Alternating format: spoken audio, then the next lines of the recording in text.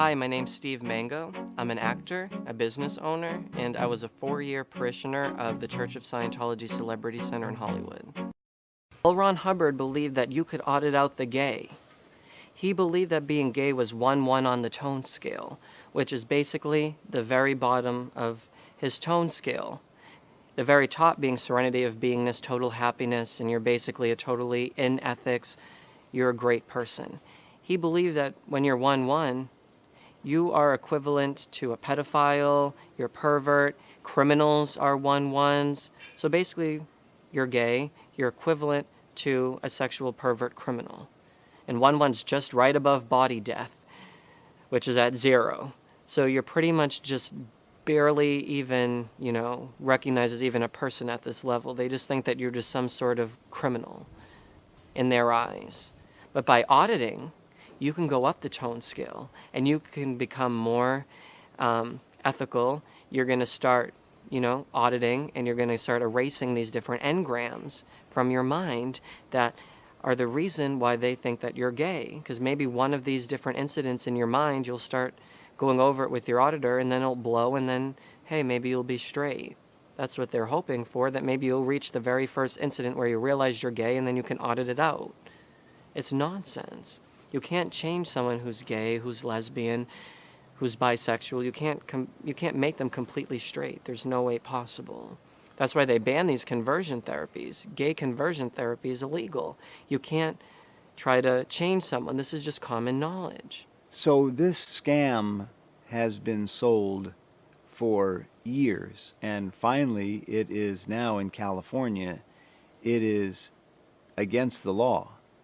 And Scientology and the state of California are going to have an unpleasant interaction shortly, because the law is you cannot, whatever you want to call it, auditing, psychotherapy, whatever it is, you are not allowed to promote or engage in, quote, reparative therapy, because it isn't reparative. Federal courts have now upheld the California law, and under the guise of a religion, you are not allowed to engage in this practice, even though you claim it's part of your religious practice. Now, I get these books are written in 1950, but they're still practicing this to this day. They're still practicing auditing gay people and promising them that they'll be able to become straight. No, it's not right. And these people are being so trapped in the closet because now they're not able to be who they really are. They may try dating and marrying a woman. And there are these actors who, I'm not naming any names, but they're rumored to be in the closet because of Scientology. It is madness. So I'm going to be reading out of Dianetics what L. Ron Hubbard said about homosexuality. The sexual pervert, and by this term Dianetics to be brief, includes any and all forms of deviation in dynamic too, such as homosexuality, lesbianism, sexual sadism, etc., and all down the catalog of Alice and Kraft Ebing, is actually quite ill physically. And he goes on to say, and the sum of it is that the pervert is always a very ill person in one way or another, whether he is conscious of it or not. He is very far from culpable for his condition, but he is also so far from normal and so extremely dangerous to society that the tolerance of perversion is as thoroughly bad for society as punishment for it.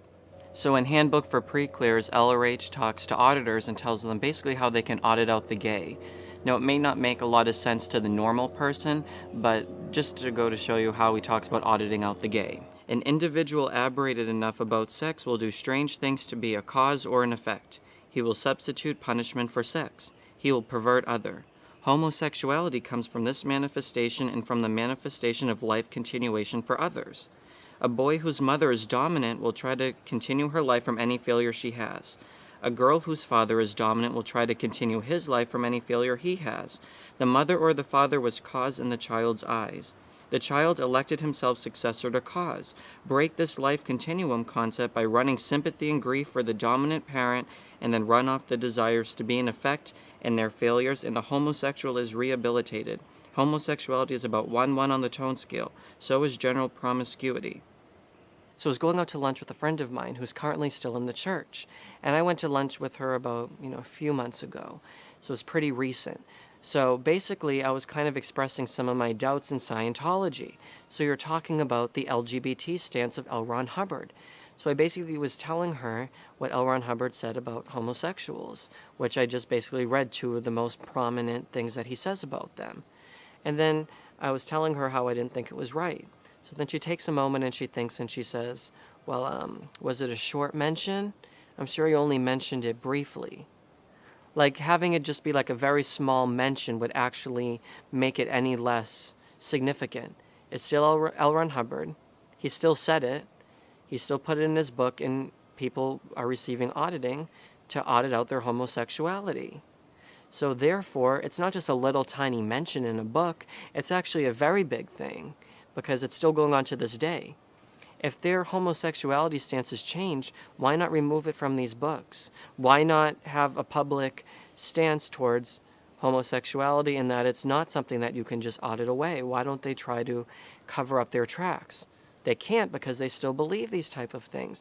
And their members are being trained to try to overlook it oh, it's not a big deal that he says that being gay is wrong. You can't discriminate against people, especially a religious group. A real religious group is going to be totally supportive of who you are, try to help you embrace who you are, and not discriminate against certain people. For example, you can't go to Flag, which is the spiritual mecca of Scientology, the big hub in Clearwater, Florida, if you're gay. It's just not going to happen. They basically will say, yes, you can be gay, but you can't engage in homosexual behaviors. You can't be with a guy. You can't basically be yourself because you're going there probably to audit it out. But they don't want you to have a relationship or anything. Even so, they're just not for it. Plain and simple. And no religious group who's legitimate should be telling people not to be who they are. Embrace it. So this is kind of another one of those signs where you say, is this really a spiritual, happy place where they let you be who you are and, kind of develop who you are and understand yourself more? Or are they just repressing it? Or are they suppressing you? And that's what Scientology does to gay people.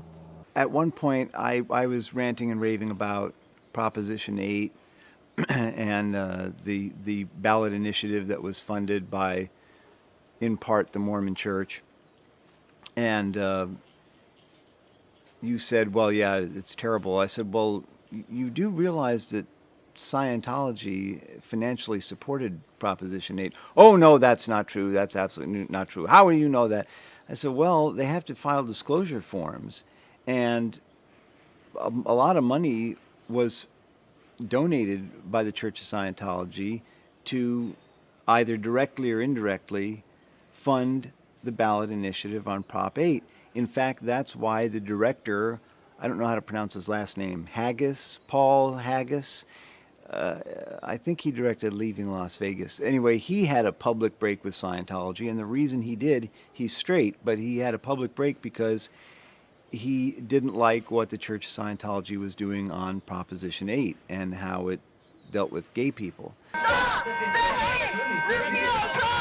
Proposition 8 was a California initiative to block gay marriage. I was out with my daughters trying to do picketing and donating money to try and stop Proposition 8.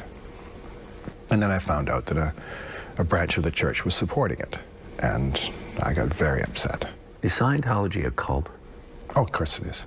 Of course it is. It's a system of belief that, you've got all these folks inside this fortress who won't look out and won't look at any criticism and can't bear any investigation and think that everyone is against them. How would you describe that? It's a cult. Of course it is.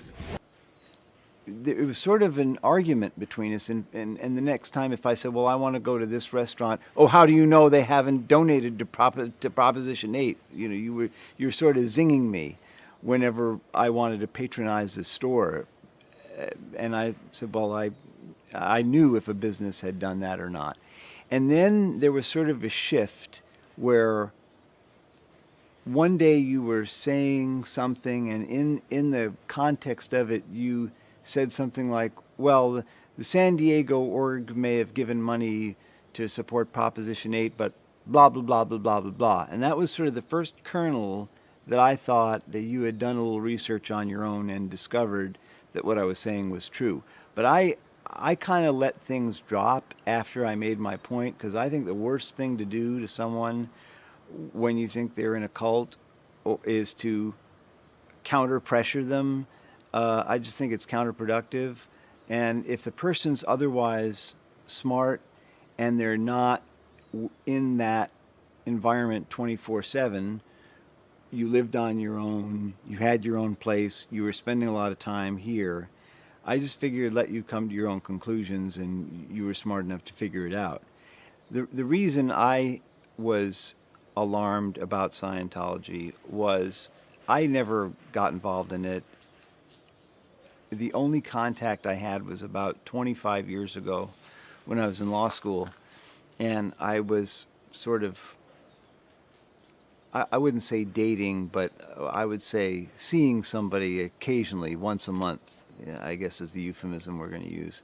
And he would go to Scientology for the purpose of becoming, quote, clear on not being gay, since they equate that with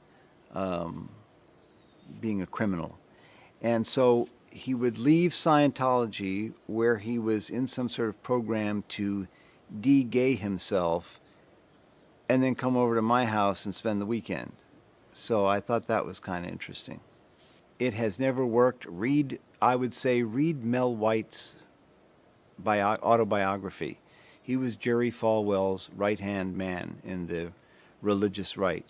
And for years, for 30 years, he tried to, quote, pray away the gay.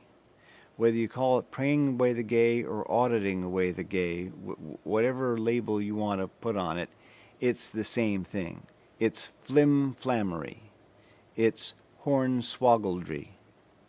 And it's just a technique and a tool of subjugating people and getting their money.